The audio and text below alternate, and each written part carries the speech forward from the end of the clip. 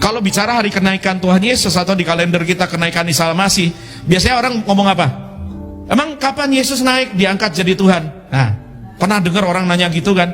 Oh, Yesus naik ya, dinaikin jadi Tuhan ya. Emang kapan diangkatnya? Pengangkatan Yesus jadi Tuhan kapan? Nah, pertanyaan ini kan sering muncul dalam perdebatan, baik di ranah media sosial maupun di sebelah rumah tetangga gitu.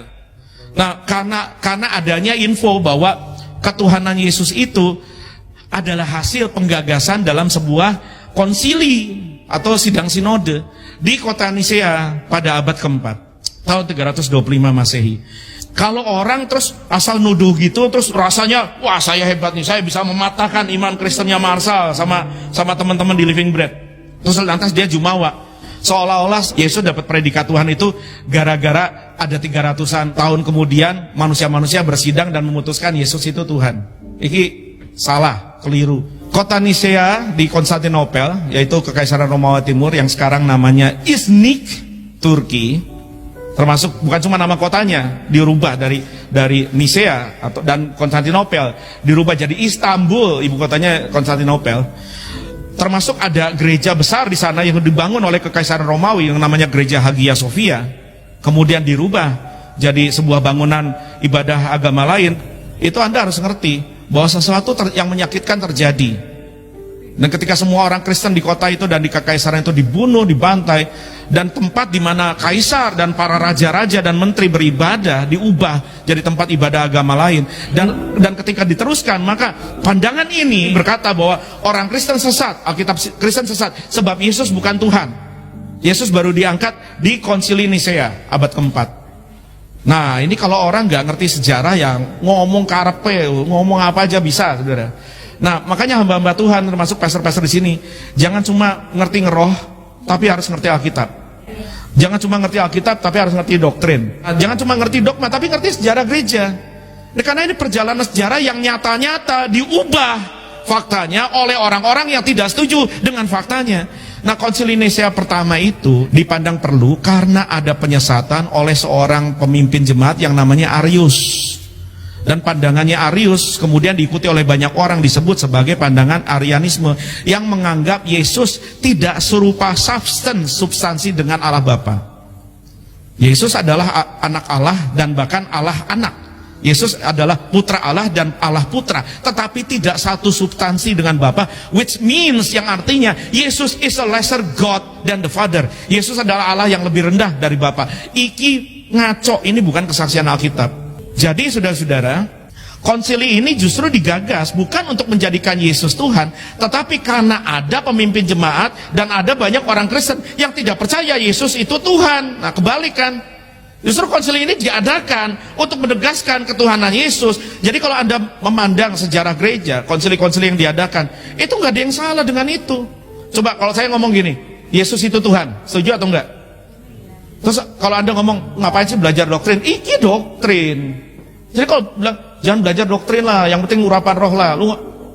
Anda diurapi roh, terus Anda mau bagikan apa kalau doktrinmu ngaco? Nah, kalau dogma itu nggak usah berantem.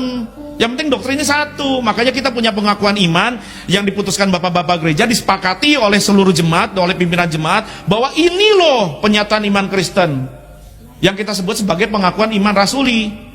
Pengakuan iman yang ditetapkan di sidang sinode di kota Nisea di Konstantinopel, bahwa aku percaya kepada Allah Bapa yang Maha Kuasa Halik langit dan bumi, dan kepada Yesus Kristus Putra yang tunggal Tuhan kita, yang dikandung dari Roh Kudus, lahir dari anak darah Maria, yang menderita di bawah pemerintahan Pontius Pilatus. Itu sejarah semua itu.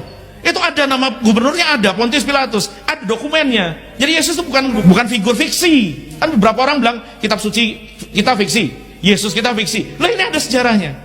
Termasuk sidang penangkapan dan penyalipan ada semua. Josephus Flavius, sejarawan abad pertama, orang Yahudi bukan orang Kristen, mencatat semua itu. Ada semua. Jadi kalau Anda dikatain, lu ngerayain Yesus naik jadi Tuhan ya hari ini ya. Waduh, jangan ngegas, jawab dengan kasih. Tetapi Alkitab memperingatkan kita, siap sedialah kamu memberikan pertanggungjawaban tentang iman apa yang ada padamu kepada orang yang bertanya. Jadi kalau ditanya harus bisa jawab. No, Yesus tidak diangkat jadi Tuhan dan kami tidak merayakan Yesus diangkat jadi Tuhan hari ini. Kenapa? Karena sebelum Konsili Nisea pun Yesus sudah dipercaya oleh orang Kristen mula-mula sebagai Tuhan sebelum ada sidang itu. Buktinya apa? Bukan hanya dibuktikan oleh para martir gereja, orang-orang Kristen yang harus taruhan nyawa karena mengaku bukan kaisar Tuhan, tapi Yesus adalah Tuhan, dan mereka mati sejak abad kedua sampai abad keempat. Ini jangan gak senang kalau belajar sejarah gini, karena iman Anda tuh mendarat, iman Anda tuh ada perjalanannya, ada sejarahnya. Gereja itu ada sejarahnya. Kita nggak ujuk-ujuk tiba-tiba ada, saudara. Dan bukan cuma oleh para martir di abad kedua sampai keempat yang menolak untuk melepaskan iman mereka karena mereka menyatakan Yesus adalah Tuhan, tetapi juga oleh para murid-murid Yesus sendiri, para rasul mula-mula dan jemaat mula-mula di Israel abad pertama. Nih sidang ini baru abad keempat, saudara. Sejak abad pertama, Yesus Tuhan bukan, Yesus bukan Tuhan.